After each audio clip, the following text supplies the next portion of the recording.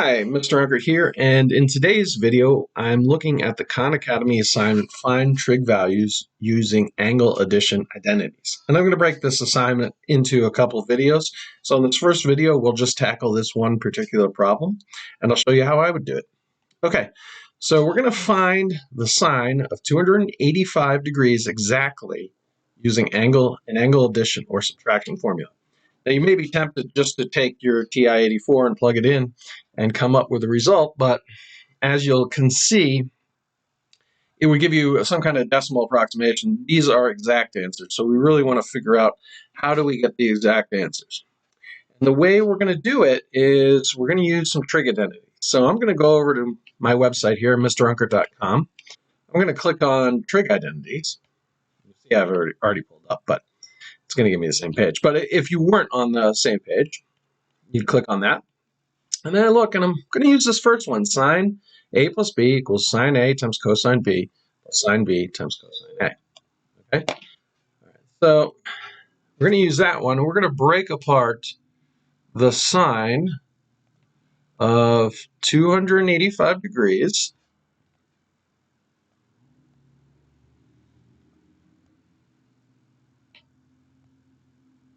into the sine of 240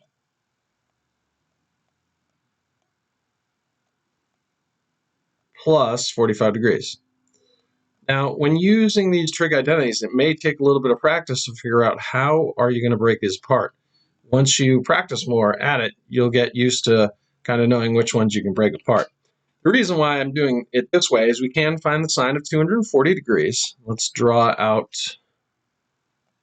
our x and y axis, and we'll show you where 240 degrees is. We got our x, our y. Quadrant 1 is 0 to 90 degrees. Quadrant 2 is 90 to 180 degrees. Quadrant 3, give myself a little room here, it's going to be 180 to 270 degrees. Okay, and then quadrant 4 is going to be 270 to 360 degrees. So we can find 240 because 240 is just 60 degrees past 180. That's 60 degrees there. I'm kind of bring it in. So I can draw a 30, 60, 90 triangle. And I can label the sides. Now, if you remember the side opposite 30 degrees, if that is 1 unit long, the side opposite 60 degrees is square root of 3 units long.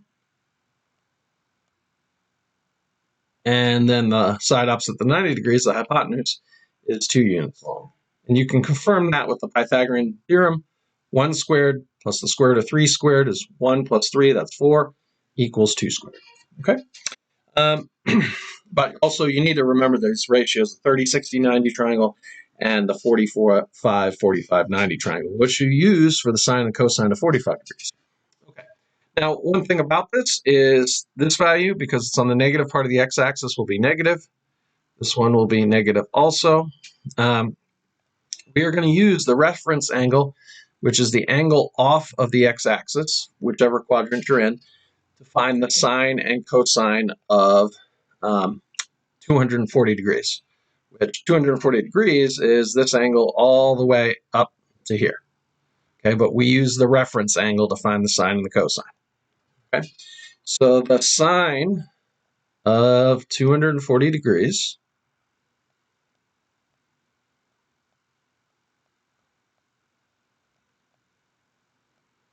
is going to equal the opposite side, so negative square root of 3, over the hypotenuse, which is 2. The cosine, let me see if I can fit this in here.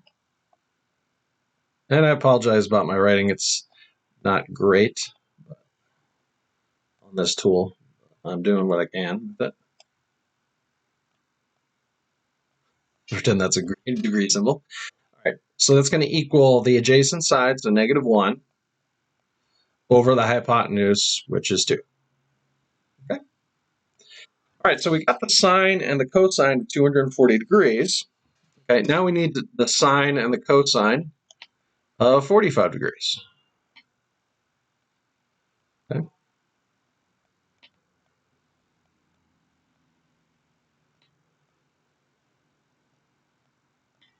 All right, to do that, we can draw out our 45, 45.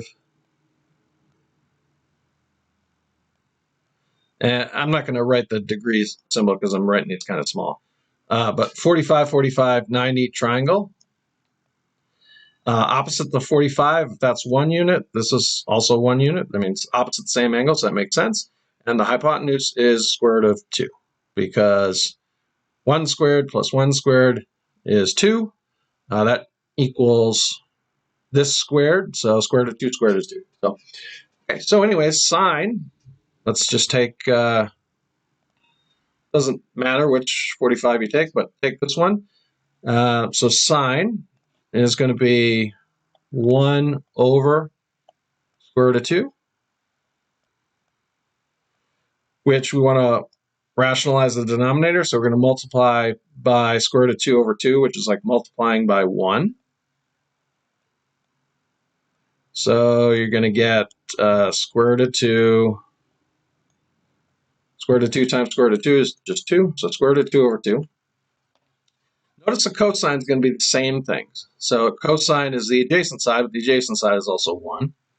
So cosine, and we're not going to go through all that. I'm just going to say it's going to be square root of 2 over 2, because we would arrive at it the same way.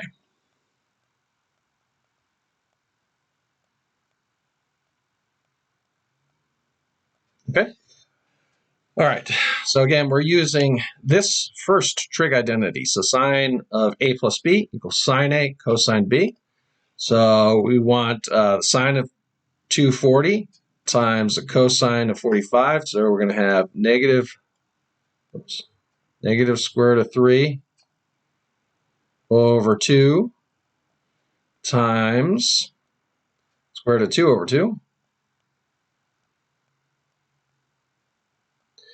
Okay, plus, now we have second part, which is the sine, going to be a sine of 45 times the cosine of 240. So sine of 45 is square root of 2 over 2 times negative 1/2, which is the cosine of 240. Okay, multiplying these together, we're going to get negative square root of 6 over 4 plus negative square root of 2 over 4. Okay.